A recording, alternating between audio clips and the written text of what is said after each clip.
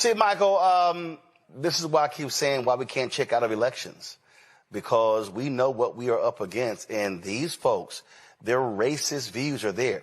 These are the same people.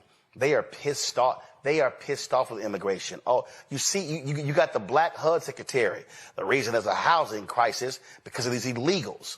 Now you got these same white folks in America pissed off with immigration. Look at Paris. It's so ghetto. Well, actually, Paris is the ghetto in France, you stupid asses. But it's the ghetto, and they're angry. Look at this. All these Muslims, and they're complaining about it in Germany and Italy and all different places. But I need people to understand the role that media plays. This was a story in the New York Times earlier this month. Nick Fuentes was Charlie Kirk's bitter enemy. Now he's becoming his successor. But I want you to look at the photo here. See, you got the photo here, this James Dean-esque rebel photo here, as they sort of lay the story out, talking about Nick Fuentes. And if I go back here, Michael, what you'll see is there have been 4 or 5 or 6 pieces in the New York Times. And so Nick Fuentes is sitting here going, oh, yes, y'all, please keep writing about me. You're making me more popular. You're now spreading my message. And see, that's really why people were attacking Tucker Carlson, because they said, Tucker, what you're doing is you are mainstreaming this absolute virulent racist asshole. And he's gleefully enjoying all of it. Yeah, so I have a few comments here. So Nick Fuentes is another mediocre, uneducated white boy, and it appears he at least attended college. I'm not sure if he graduated, but at least he attended college. But this is so you see the positioning that some in the Republican Party are trying to take because they don't want to condemn him, but this could also cause a fracturing in the Republican Party as well. So when we look at just some of the things that he said, right, and hitting on what you talked about with the Heritage Foundation and Project 2025, that was 45 years in the making, going back to 1980. Just so people understand, mandate for leadership, the conservative promise. And we see we see how these policies that are being put in place by the Trump administration are devastating to African Americans. If Nick Fuentes gains more prominence and continues to spew this venom, this anti-blackness, this anti-Semitism, personally, I think if there's going to be a black tidal wave where people realize, oh shit, no, we have to stop this. I think there's going to be a lot of black people who sat out of the 2024 presidential election. They hear some nonsense like this, and then they see Republicans not condemning it. It's like, yeah, Democrats are not perfect, but they're definitely not this nonsense over here. So, and when we look at you, so you talked about your book, White Fear, and I encourage people to look at the piece from the Atlantic magazine from 2017, looking at the 2016 presidential election. And they said that non-college educated white people did not vote for Trump because of economic issues. They said it was because of cultural anxiety. It was the fear of the browning of America and the fear that by the year 2043, white people would no longer be the majority population in this country. And there was a fear of what would happen to white people when they are a minority in this country. Then when the 2020 census came out, it said that white people were 57% of the population. That was the first time the percentage of white people in this country dropped below 60% since 1790. Okay? And I would argue that the 2024 presidential election was not about the price of groceries. It was about white genetic survival and what happens when they become a minority population. The same thing as 2016. So listening to this, and I hope people make this segment go viral. This should get 2 million views. Black people need to wake the hell up, because when you read Project 2025, they're coming for all of this shit. This is a counter set to wipe out all the gains that black people made from the civil rights movement, the social justice movement, after the death of George Floyd, all of this. They're coming for all of this and taking us back to 1890 and the Mississippi State Convention, when they rewrote the state constitution to impose poll taxes, literacy tests, and lock African Americans out of political power. To tell people what is going on. We told you prior to this election what is going on. Folks, their movement is on steroids. Oh, it's here. And trust me, when we don't vote, when we sit out, when we say, oh, I'm picking the couch, all they're saying is, thank you. Because black people, you make our job a lot easier. All right, family, the 1800s, when we talk about the racists in the country, Democratic Party, especially the Southern Democrats, founders of the KKK. Fast forward, Jim Crow, Southern Democrats. That's right, opposing civil rights, standing up for Jim Crow. Then you get to the 60s. Yeah, a lot of Republicans. People like William F. Buckley. They were supportive of civil rights, but then all of a sudden, Barry Goldwater wrote a book that changed everything. He opposed the 1964 Civil Rights Act, and all of a sudden, the Republican Party began to not just shift right, but also began to fully embrace racist. You look at this other strategy. A lot of white people were upset that Democrats chose to embrace civil rights, which meant embracing black people. So really, ever since the 1964 election, you've seen significant shift. Ever since then, you have not seen a Democrat win a majority of the white vote. White folks align with Republicans. Now, that's not to say that all white folks are racist. But see, remember when I talk about racism, y'all, I always say that the problem when we talk about racism, we go, somebody's racist, somebody's not racist. But the real issue is all the stuff that's in between the two. That's really what it speaks to. When I wrote my book, White Fear, how the browning of America is making white folks lose their minds. Why did I pick this photo? I picked this photo because this is from January 6th. This is a white man who's standing there with his arms outstretched. And really, I saw the photo, and what he was saying was, all of this is ours. Because you got to remember, they were angry. Trump was angry with how black folks voted in Atlanta.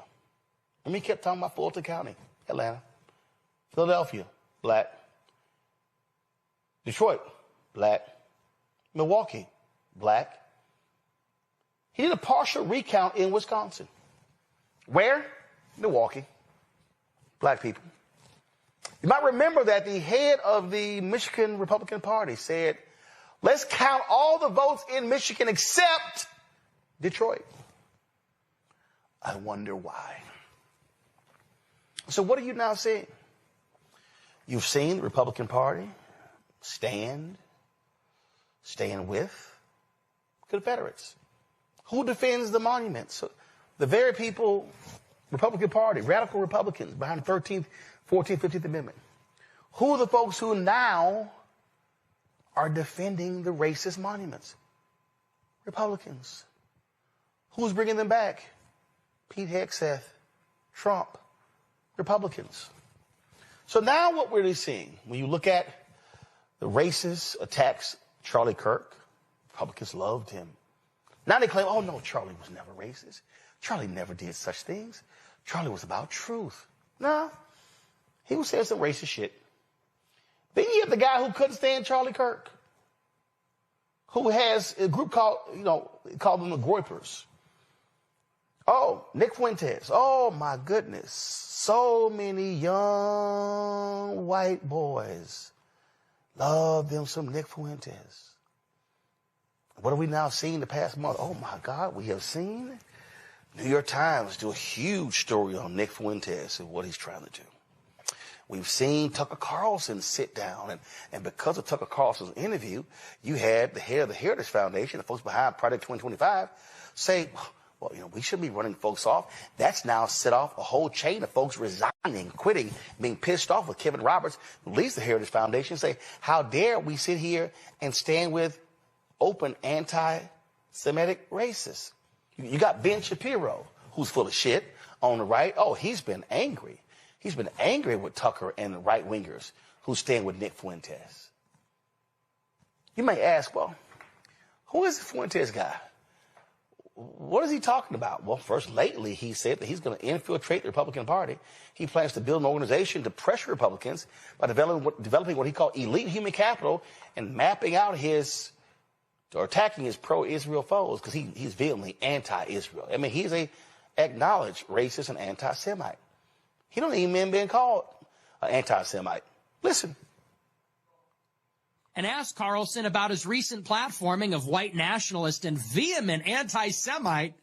I'm starting to like it when they call me that. Careful what you wish for, cocksuckers. I'm starting to like that. I used to get mad, like earlier in the week, my stomach was in knots because every article was like vehement anti-Semite, Hitler worshiper. But then I had a change in perspective, which is there any real nigga out there that isn't called this? Or throughout history, all of the realest niggas in history were virulent anti-Semites and racists. Can a nigga just pop off real quick? George Washington, racist. Abraham Lincoln, racist. Christopher Columbus, racist. Jesus split the veil. His parting gift is that he tore the veil covering the Holy of Holies and shook the earth. So the more that I read that, I'm just translating it in my head as real nigga. When people say white nationalist, racist, anti-Semite, Nick Fuentes, I'm just reading badass motherfucker. I'm just reading real ass nigga. I don't care anymore. Say it. No one cares anymore. Keep saying it. Every time you say it, it loses power. Because I'm really not a hateful person. Like, I'm not filled with prejudice and bigotry. People say he's a bigot. I'm really not. Like, I love everybody. I have friends from all different backgrounds. But keep saying it. It loses its power every time. You want to bring that on yourself? Go ahead. Bring it on yourself. All people are going to say is we don't care about those labels anymore. And actually, they signal that someone is a rebel. That just means I'm legit. That just means I'm a revolutionary. And what's Ben Shapiro? Ben Shapiro hates Goyim. Ben Shapiro thinks all whites are Jew haters. He thinks that Arabs bomb crap and live in sewage. He doesn't get called a racist because he's part of the Jewish system. So he's a conservative activist. Well, that just means pussy. That means I'm the real deal. I read that in the New York Times. I read that in the Washington Post. I like that shit. Keep it up. Racist, anti-Semite, virulent racist. I saw it from my friend Clyde in the New York Times. Clyde McCready said, the rise of Nick Fuentes, the 27-year-old white nationalist, and his young racist anti-Semitic Groyper movement. There's something else he wrote about me, too. He said I'm an avowedly racist anti-Semite. I just read that and I'm like, based? It says the struggle and its stakes for the nation burst into view after the conservative commentator Tucker Carlson last week offered a friendly interview to Mr. Fuentes, an avowedly racist anti-Semite. I read that and I was like, I don't care. Fine. You know who else was an avowed anti-Semite? Mel Gibson, Michael Jackson, Kanye West, Richard Nixon. I just got my ticket punched. I'm in the real ass nigga club. Stalin, Wagner, Henry Ford, Charles Lindbergh. Yeah, welcome to the club. Now, this is what Nick had to say about this new generation. I'm a new generation of white person. I'm not living around blacks. Sorry. You know, I want white kids, and I don't want my white kids bringing home black people to marry. It's racial for me. And call me racist. Oh, very Christian of you. I don't give a fuck. Here's Nick talking about literacy tests. 30% of voters can't name all 3 branches of government, 13% can't name even one, and only 7% know all 5 First Amendment freedoms. 80% can't locate Iraq or Afghanistan on a map. Would you support a modern voter literacy test to incentivize more informed voting? Or any other solutions to incentivize more informed voting? Maybe. I don't know. That's just like idiotic. You know, thinking the problem is like uninformed people are voting. Uninformed people are the only thing keeping the country going. The 20% of people that could find Iraq on a map are all liberals, okay? The 20% of informed voters that could find Iraq on a map, it's probably like 2% are veterans and 18% are like lib shits that went to college. It's probably like 2% veterans, 2% like talk radio boomers who are like, nah. And then the other 16% are liberals that went to college. So no. I'll be the first to say, if we had a voter literacy test, Democrat landslide imminent. And it would disqualify all blacks. It would disqualify 80% of Hispanics. But you know who would be voting? College-educated whites and Asians, and they're all liberal. So, no. That's not the issue. That wouldn't solve nothing. Thrasimic has sent. Things would get worse faster. Thrasimic has sent $21. Nick has some thoughts on Jim Crow. It was better for them, too. Number one, but number two, who cares? Who cares? You know, enough with the Jim Crow stuff. Who cares? Oh, they had to drink out of a different water fountain. Big fucking deal. Oh, no, they had to go to a different school. Their water fountain in that famous picture was worse. Who cares? Grow up. Drink out of the fucking water fountain. It's water. It's the same. You know, and, you know, even if it was bad, who cares? Who cares? It's better. It's better in general. We all agree it was better for them. It's better for us. Better in general. Better for them and better for us. Well, there's a whole big dust up on the right, and Donald Trump was asked about this whole blow up and his thoughts about Nick Fuentes. To the formula, yeah. Mr. President, Tucker Carlson recently had a friendly interview with anti-Semite Nick Fuentes. Tucker Carlson. What role do you think Tucker Carlson could play in the Republican Party and the conservative movement going forward? Well, I found him to be good. I mean, he said good things about me over the years. I think he's good. We've had some good interviews. I did an interview with him. We had 300 million hits. You know that. Look, I can't tell him. Will you let me finish my statement? You are the worst. You're with Bloomberg, right? You are the worst. I don't know why they even have you. We've had some great interviews with Tucker Carlson, but you can't tell him who to interview. I mean, if he wants to interview Nick Fuentes, I don't know much about him, but if he wants to do it, get the word out. Let him, you know, people have to decide. Ultimately, people have to decide.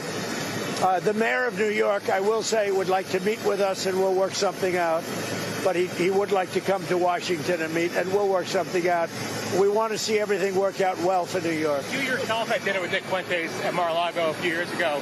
What role should he play in the conservative movement? Well, I didn't know he was coming, and he was with, as you know, somebody, Kanye. And Kanye asked if he could have dinner, and he brought Nick. I didn't know Nick at the time. And he did. He came, and along with a few other people. He brought a few people with him. Meeting people, talking to people, like for somebody like Tucker, that's what they do. You know, people are controversial. Some are, some aren't. I'm not controversial, so I like it that way. Okay. So you notice how he said that, oh, yeah, Kanye brought Nick to meet lunch, and I didn't know Nick. Well, you know him now. You know what he says.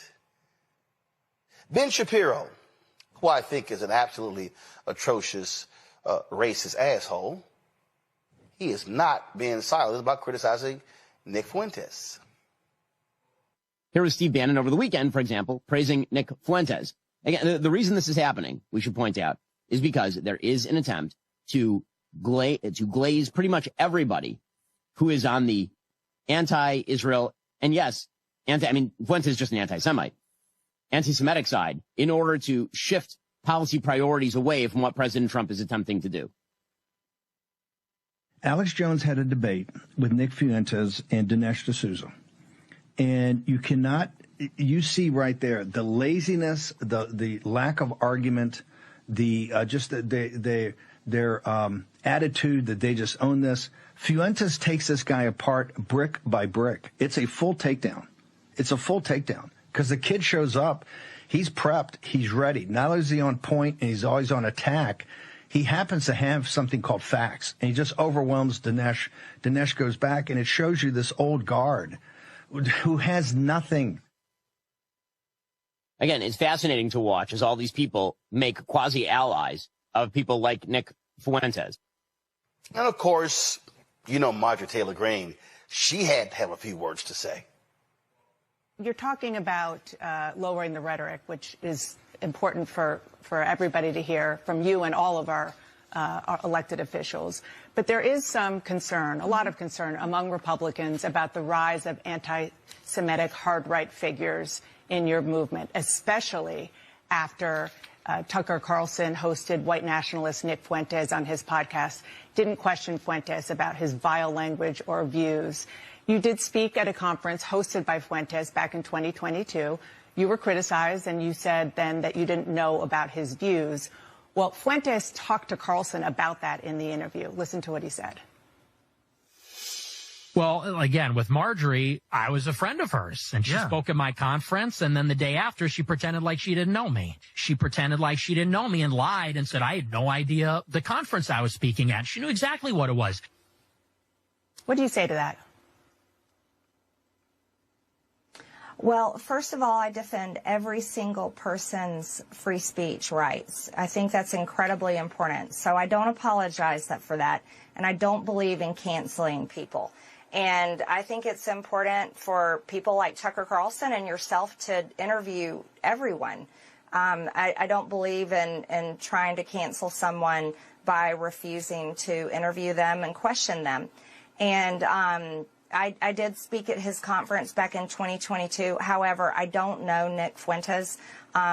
He's someone I've never exchanged text messages with or phone calls. But I did speak at his conference. That was the first time I had met him that day, and that was it. But I did watch the interview. I watched the full interview with Tucker, and I admire him for interviewing many people as well as exposing a lot of powerful information. I hear what you're saying. Does on his show. I hear what you're saying about free speech. I mean, count me as guilty as a proponent of free speech. There's free speech, and then there is hate speech.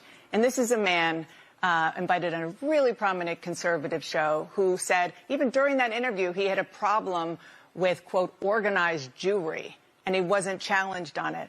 In the past, he has denied the Holocaust, called Adolf Hitler effing cool, talked about the fact that he thought Jim Crow was just fine, and on and on. So again, there's free speech, and then there's just hateful language and sentiments. Well, Dana, again, I told you on this interview that I'm committed to ending the toxic politics, and I think I don't want to have anything to do with it. You should have Nick Fuentes on your show, and you could ask him questions about that. I myself am. Boy, it's so hard for them to actually condemn the hate, isn't it? So let's take Kevin Roberts. He leads the Heritage Foundation. So he has been under a lot of pressure because there are so many other Republicans. They're calling them elite Republicans, old school Republicans who have been upset. A number of people have resigned from the Heritage Foundation, including close aides of his, because of his defense of Tucker Carlson reaching out and interviewing Nick Fuentes. And Kevin Roberts is saying, hey, we need those guys in the fold. Listen. I want to speak plainly, both as president of the Heritage Foundation and also as an American who understands the urgency of this moment. Leadership requires owning the moments where we fall short, then using them to reset, refocus, and recommit. I talked about this today, as you may have seen, during our Heritage All-Staff Town Hall. I'm so grateful for my amazing colleagues. My use of the phrase venomous coalition was a terrible choice of words. It caused justified concern, especially among friends and allies who know how seriously Heritage has fought and continues to fight against the rise of anti-Semitism.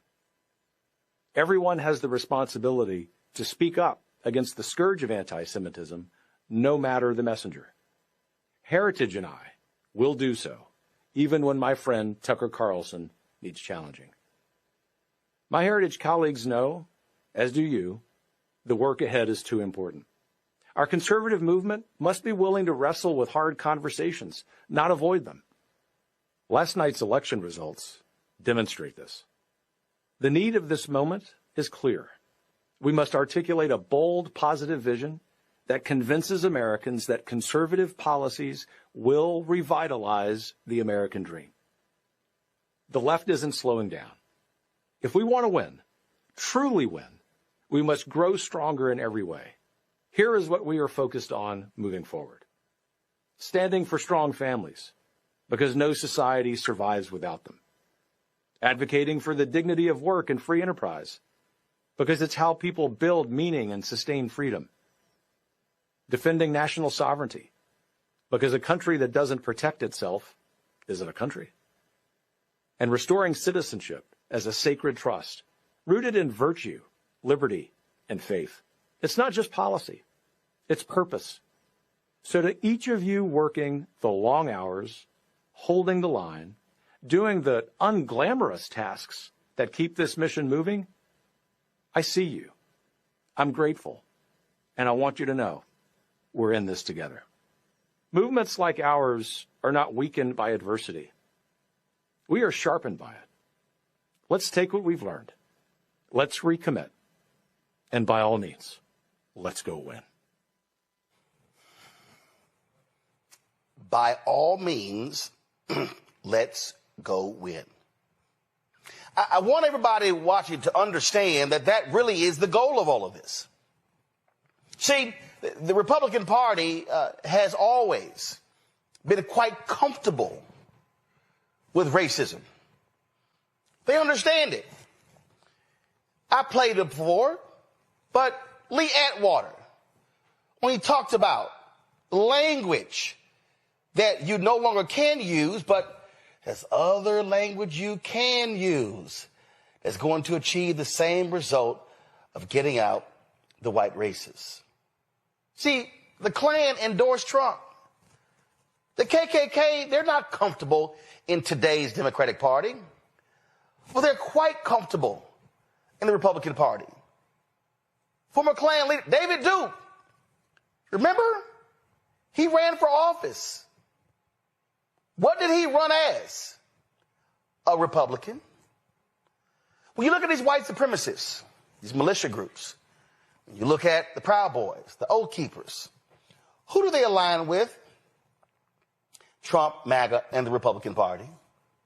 And so what do you have here? You have this racist Nick Fuentes, who's appealing to this whole group of young, disenfranchised white boys, angry and upset that white women and black folks, Asians, Native Americans, Latinos, they're taking our jobs. They're stealing from us the land that was once ours.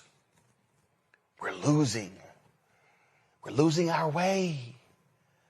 We're losing our birthright. This was all ours. We were not destined to share this with those ingrates.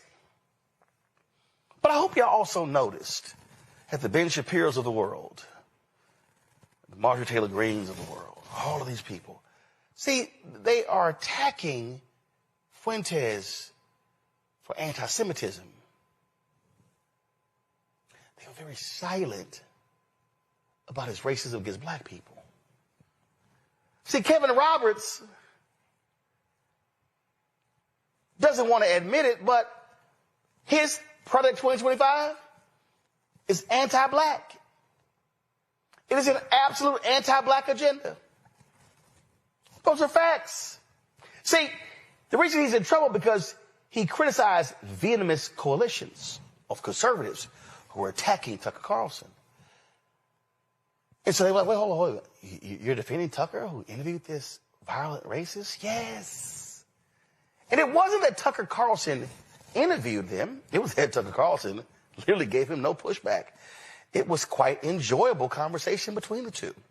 See, it wasn't like when I had Richard Spencer on, when I challenged that racist on his white supremacist views. See, what I need y'all to understand, that the Republican Party needs white racists. The Republican Party needs this generation of young white boys, these millennials, these Gen Xers, these Gen Zs. They need to cultivate young white boys of Gen Alpha so they can say, you're losing. Staying with us, and we're going to get your birthright back. See, y'all gotta understand, this is American history. We've always seen this. We've always seen what their goal was, to get after the hearts and minds of young folks. So see, Nick Fuentes, he's serving a very clear purpose for the Republican Party. See, what Donald Trump has done, Donald Trump has said, hey, guess what? We good. You can be racist. You can be anti-Semitic. You ain't got to worry about it because you're good. Remember that guy, Paul Ingracia? The one when those text messages, the Signal chat group was released? He said he had a Nazi streak. And remember, Trump was going to appoint him to a White House position, and they had to pull the nomination because Republicans said, no, we ain't down with it. Y'all know Trump gave him another job, right? They didn't fire him.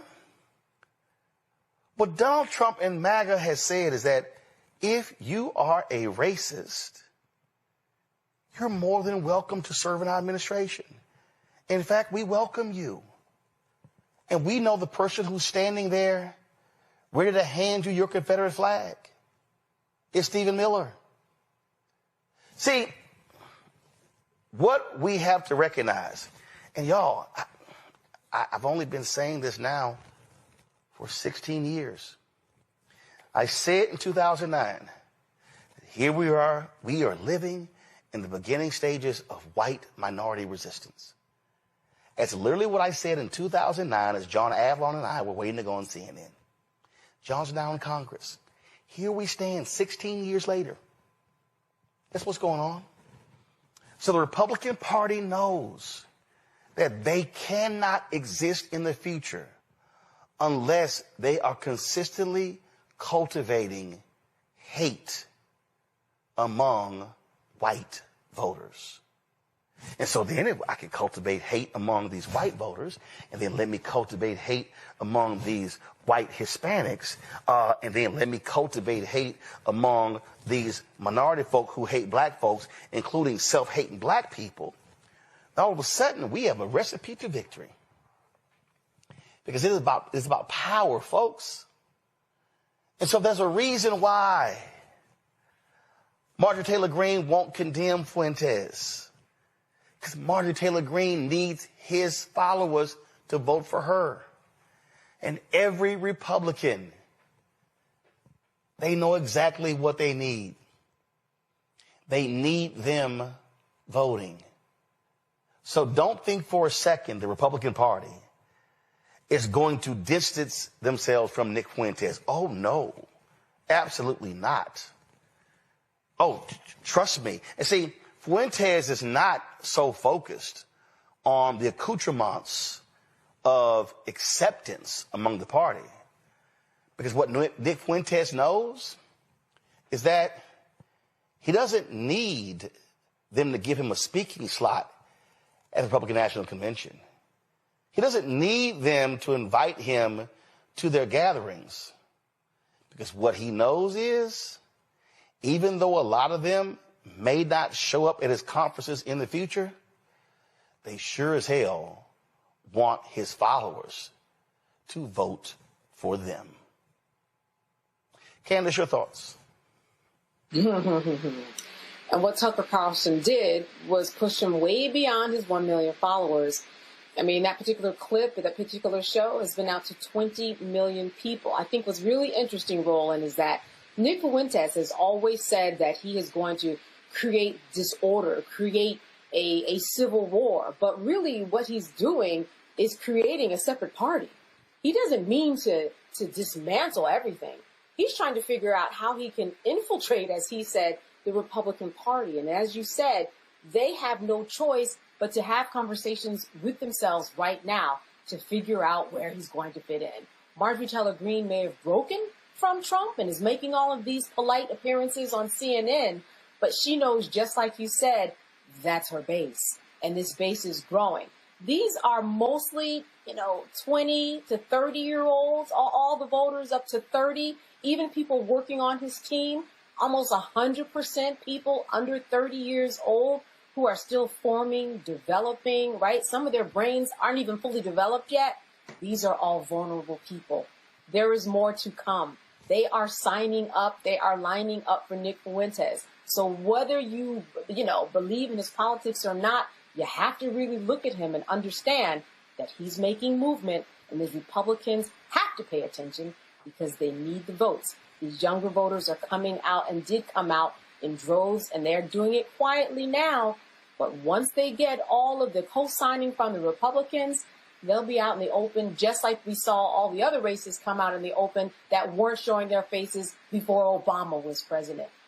We better be careful. We got to watch and wait and see exactly what's going to happen. And as you said, it's not just young white people. It's young black people, too.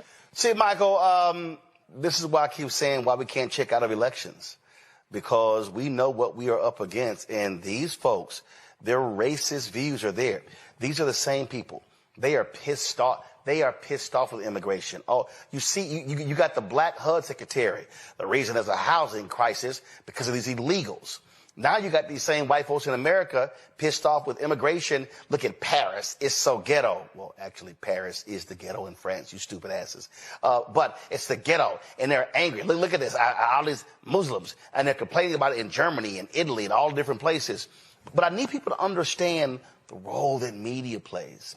This was a story in the New York Times earlier this month. Nick Fuentes was Charlie Kirk's bitter enemy. Now he's becoming his successor. But I want y'all to look at the photo here.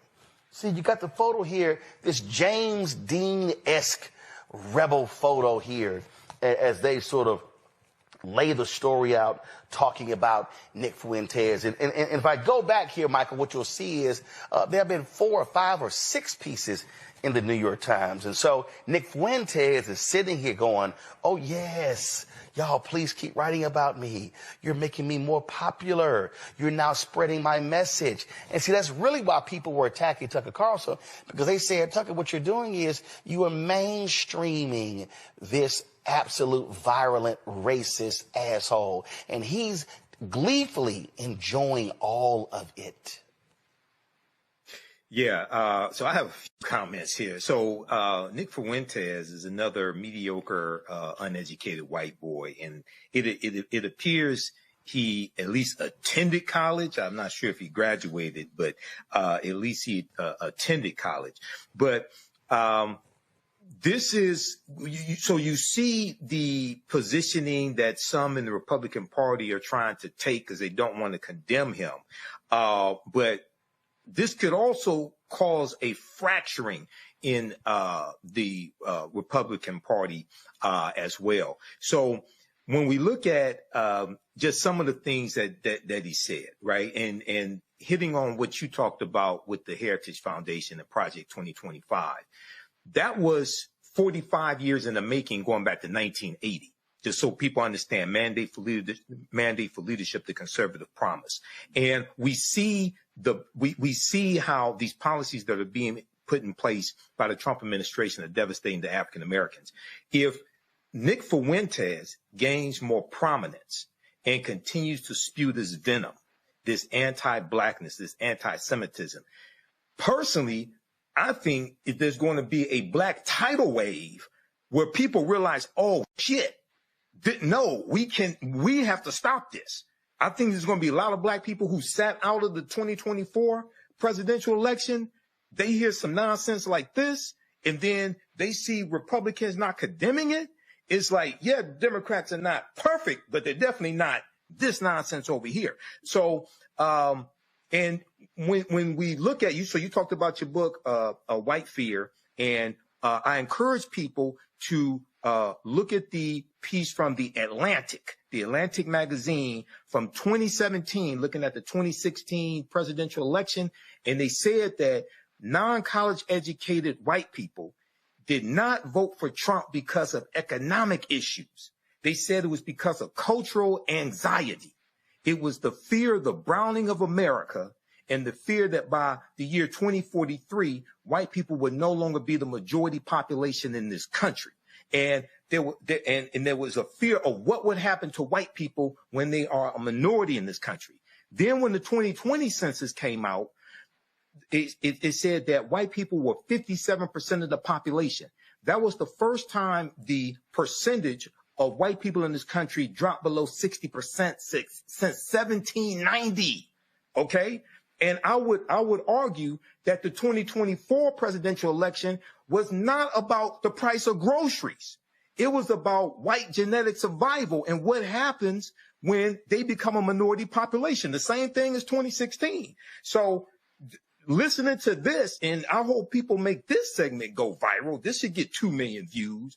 Black people need to wake the hell up, because when you read Project 2025, they're coming for all of this shit. This is a counter set to wipe out all the gains that black people made from the civil rights movement, the social justice movement, after the death of George Floyd, all of this. They're coming for all of this and taking us back to 1890 and the Mississippi State Convention, when they rewrote the state constitution to impose poll taxes, literacy tests, and lock African Americans out of political power.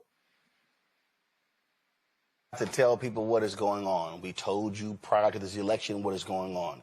Folks, their movement is on steroids. Oh, it's here. And trust me, when we don't vote, when we sit out, when we say, oh, I'm picking the couch, all they're saying is, thank you. Because black people, you make our job a lot easier.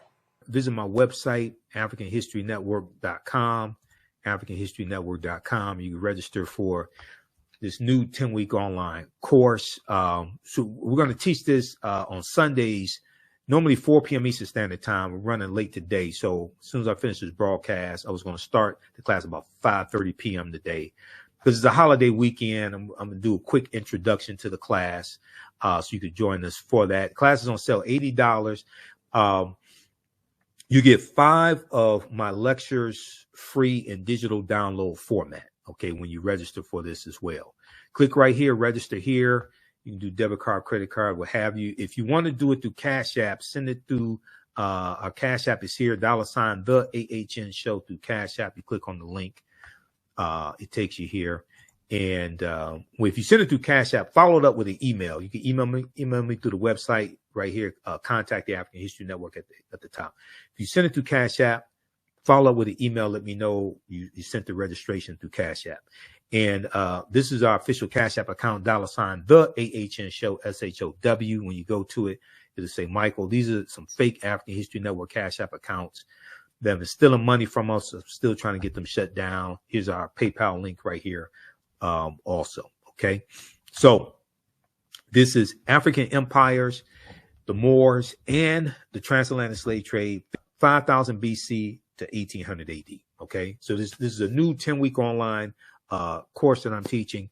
I've been teaching online history classes going back to 2017, and I put these classes together, put together the curriculum. There are